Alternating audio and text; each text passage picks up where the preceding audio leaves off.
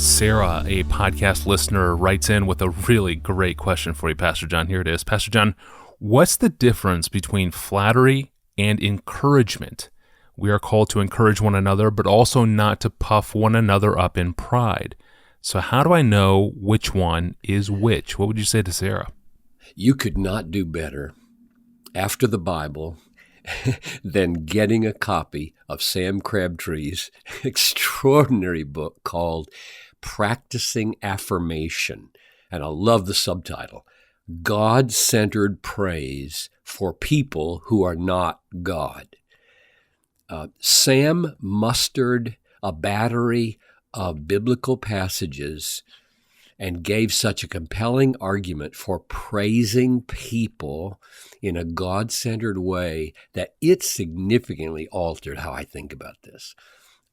This is quite a remarkable book. I don't think there's another one like it. So I'm giving it, yes, a very high recommendation just for the sake, if not all the other practical applications, of the biblical data that Sam has brought together in a way I've never seen anywhere else. So that's an advertisement with joy. There is such a thing as flattery. Not all getting is good, so we have the word greed, right? And not all giving is good, so we have the word bribe. Praise, which involves both getting and giving, may not be good, and so we have the word flattery.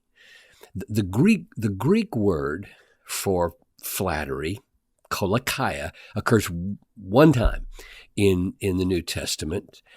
Paul is defending his ministry to the Thessalonians, and he says, "We never came with flattering speech, as you know, nor with a pretext for greed, nor did we seek glory from men, either from you or from others."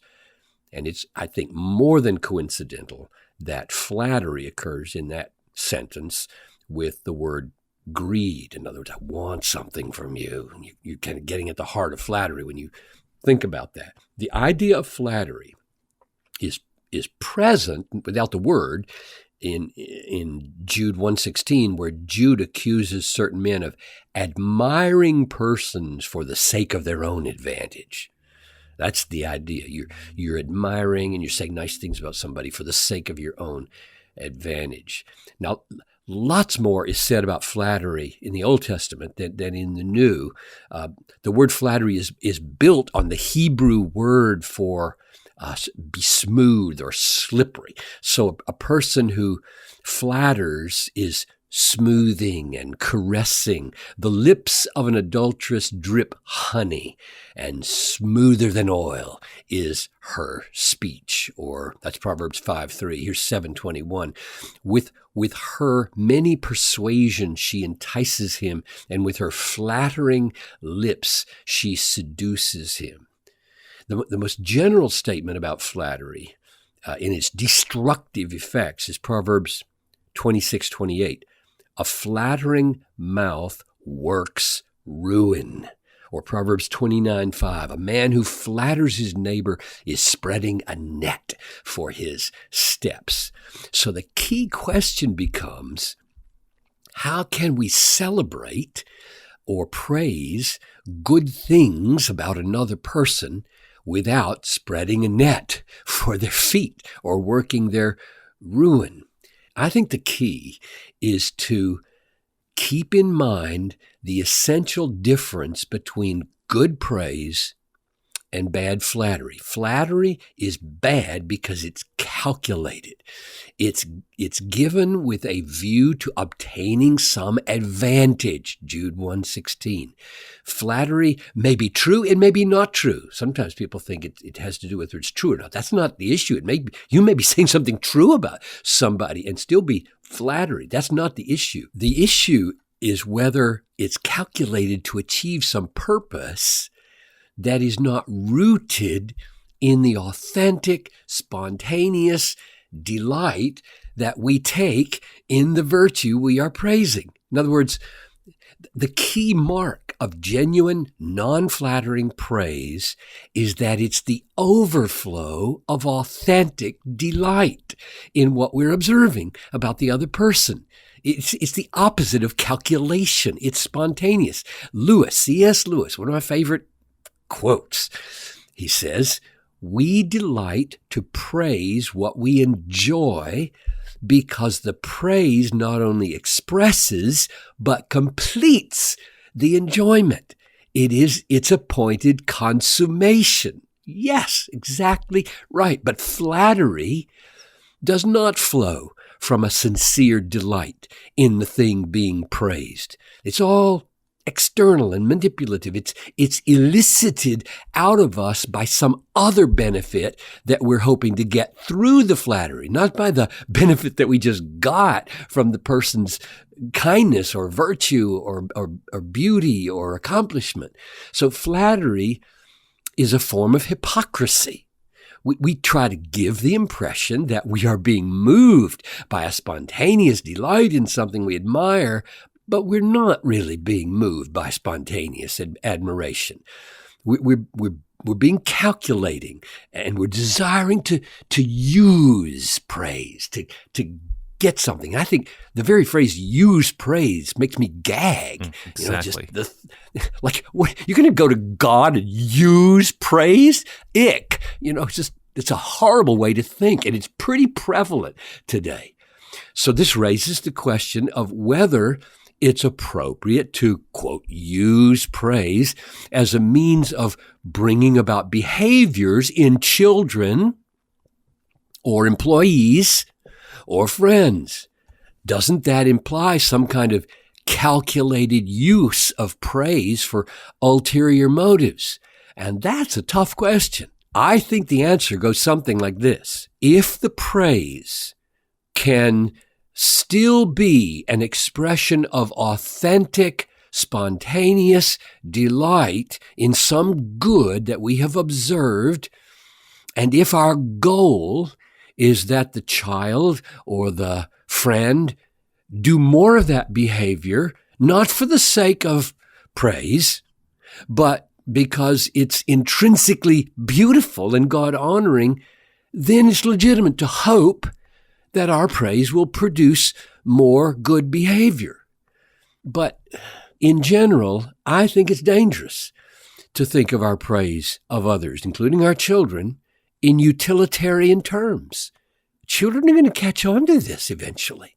They're going to say, "I don't think Daddy really enjoyed what I just did. He's just trying to use it to get me to do something." Namely, thinking that our praise will bring about behaviors that we want, that kids are going to catch on to that. It's not going to be authentic. Our parents are going to think like psychologically trained manipulators.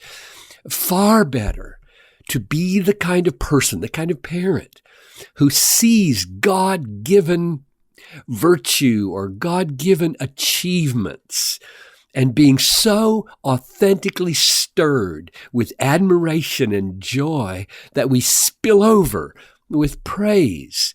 And of course it's going to have wonderful effects on our relationships and on the future behaviors of our kids and others. But if we start making the utilitarian dimension of praise prominent, which it is being made prominent today, if we start making it prominent, it will cease to be authentic, and in the long run, I think it will backfire. Now, just one last help. I have friends, including Sam Crabtree, who have taught me that a good way to conceive of our praising other people is to think of it as drawing attention, spontaneously enjoying and thus drawing attention to, quote, evidences of God's grace. That little phrase is pretty common in some circles, and I think it's a good one. If we believe that in sinful human beings all virtue is ultimately from God, which it is, then all praising of true virtue or true accomplishments or any beautiful traits that we see will be conceived of as honoring God, not just man. So it is a good thing in a family, in a church, among friends, to habitually call attention to evidences of grace in each other's lives. To say to our children in a dozen ways, don't have to be mechanical about this, in a dozen ways, I love what God is doing in your life. That was so good of the way you shared your toys with Jimmy. Kids aren't going to think, oh, Daddy's preaching. Not if it's authentic. Not if it's authentic.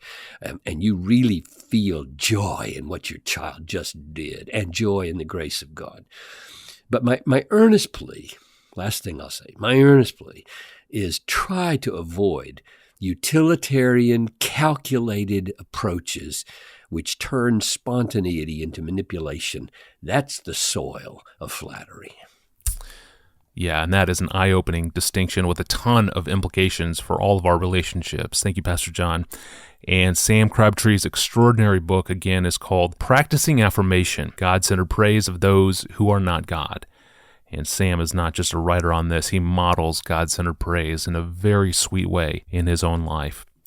Thank you, Pastor John. Well, how should we think of generational sins? Does God punish us for the sins of our ancestors? And what about curses and hexes? And can jinxes and spells plague our lives too? John Piper will return to explain all of this tomorrow. I'm your host, Tony Reinke. Thanks for listening to the Ask Pastor John podcast.